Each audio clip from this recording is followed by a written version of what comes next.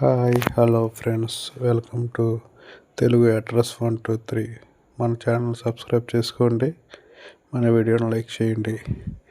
రీసెంట్గా అనిల్ రావిపూడి రిలీజ్ చేసిన ఒక వీడియోలో నయనతార అనిల్ రావిపూడి కనిపించారు. దానిలో ఇద్దరు మంచి హుషారుగా పాల్గొని ఉన్నారు.